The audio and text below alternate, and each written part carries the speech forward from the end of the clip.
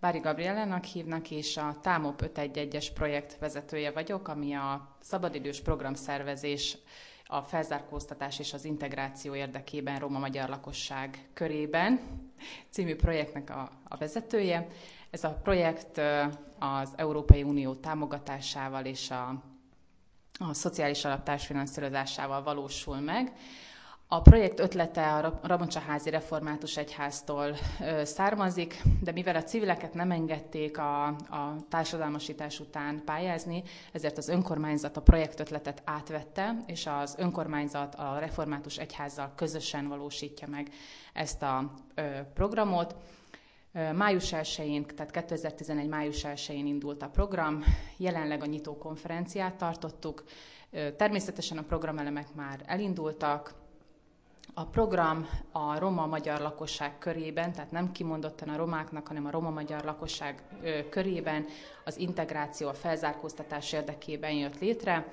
A programelemeink szabadidős programok, illetve van benne munkanélkülieknek, inaktívaknak tanácsadás, van számítástechnikai képzés, illetve van egészséges életmóddal kapcsolatos és a pénzügyi ismeretekkel kapcsolatban tanácsadás. A projekt, mint már mondtam, a Ramocsaházi Református Egyházzal közösen valósul meg, mind az önkormányzat, mind pedig az egyház nagyban támogatja a munkánkat. A helyszínek is ennek megfelelően hol a gyülekezeti házban, hol pedig az önkormányzat ingatlanjaiban valósulnak meg ezek a programok. A mai nap folyamán került átadásra a Settlement ház, aminek nagyon örülünk, mert ez a gyerekesség program kapcsán egy újabb lehetőség a társadalmilag leszakadt rétegek felzárkóztatására, és reméljük, hogy ez a két program együtt, tehát a gyerekesség program keretében létrejött Settlement ház és a mi projektünk, ha nem is csodákat, de nagy lépéseket képes megvalósítani ezen a településen.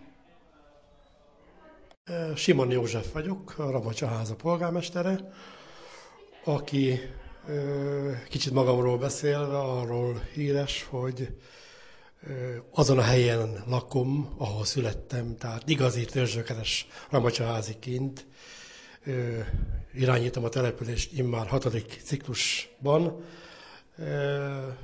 és arra nagyon-nagyon büszke vagyok, hogy ez idő alatt nagyon sok projektet végrehajtottunk, nagyon sok szolgáltatást tudtunk Ramocsaházára hozni, és ezek a szolgáltatások mind élhetőbbé tették településünket, és ezáltal az itt élő emberek szinte azonos színvonalon élhetnek, mint a kisvárosban élők, vagy akár nagyobb város külterületén élők is.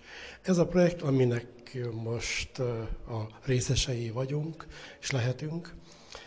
Elsőként a integrációs pályázatról szeretnék szólni, amely úgy jött létre, hogy a leghátrányosabb helyzetű kistérségeknek két pályázatra nyújtotta be a harmadik évezred alapítványa ezt a pályázatot, civil szerveződésként. Akkor nem tudta befogadni a rendszer ezt a pályázatot az uniónak az előírásai miatt. Ezért a kistérség 6 települése úgy döntött, hogy felvállalja a civil szervezetek helyett a projektet, és a önkormányzat névén kezdődött ez a program, amely egy újszerű program, hiszen az a közösség, akit ez a projekt bevállal, azt nem sokan vállalják be, hiszen a iskolából kikerültek, de még nem munkahellyel rendelkező fiatalok részére próbál programot adni, nyújtani, próbál nevelni, és olyan feladatokat elvégeztetni ebben a program résztvevőkkel, amely gyakorlatilag az elmúlt időszakban hiányzott a Ramocsaháza életéből is, és úgy gondolom, hogy hiányzik nagyon sok település életéből. Azt várjuk el ettől a programtól, hogy tudjunk megnyerni a hátrányos helyzetű emberekből olyanokat, akik tudnak közösséget alkotni, közösséget formálni, tudnak közösségbe gondolkodni, és ha ebben sikerünk lesz, akkor ez mindünk sikere. Elsősorban azok, akik ebben részt vesztek, de azok is, akik ebben a projektben dolgozóként feladatokat végeznek.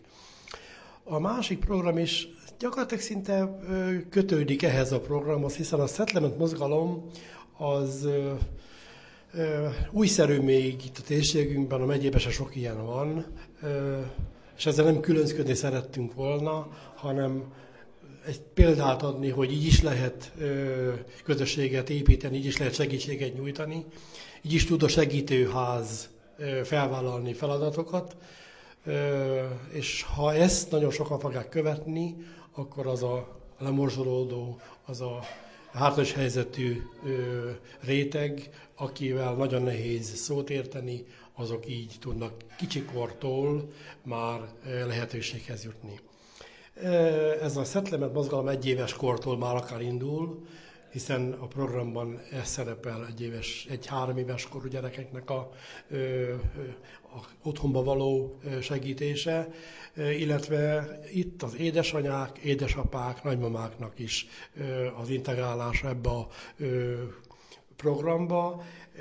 Elindult ez a program, nagyon lelkes munkatársaink vannak, jó érzés látni, hogy ez a lelkesedés kezd átmenni a lakosokra, és ez a lelkesedés, úgy érzem, benne van a siker. Hogyha ez így módon fog tovább zajlani, akkor tényleg különcök leszünk, mert hogy mi is fogunk bírni egy olyan közösséggel, akivel együtt lehet dolgozni, együtt lehet élni, és jövőt lehet tervezni. Nagyon köszönöm. Gál Sándor, református lelkész vagyok Ramocsaházán. A most folyó cigányok közötti programról azt szeretném elmondani, hogy ennek a gyökerei azért évekre visszanyúlnak.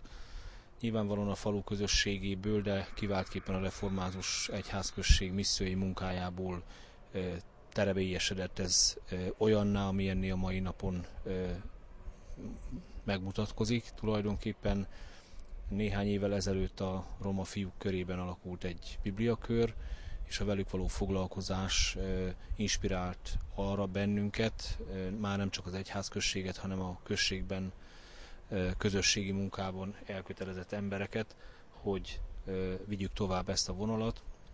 Így nyertünk pályázatot a kisebbség közötti szolgálatok teljesebbé tételére, és egy 1 évig tartó folyamatnak lehetünk a gazdái, amelynek több szegmense van, egészségügyi, lelki vonatkozású felzárkóztatási programok, számítógépes tanfolyam indítása, valamint a pénzgazdálkodásnak a gyakorlati oldala, amivel megpróbáljuk a nehéz helyzetben levő roma lakosságot emelni, segíteni.